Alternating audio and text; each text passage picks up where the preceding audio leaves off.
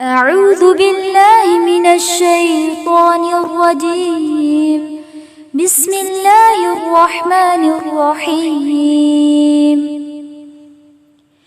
إذا زلزلت الأرض زلزالها وأخرجت الأرض أثقالها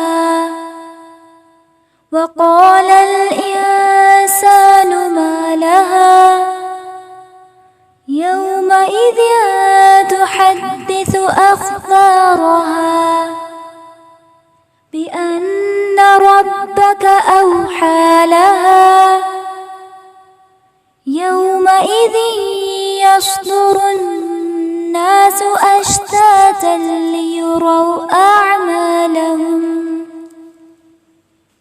فمن يعمل مثقال ذرة خيرا يره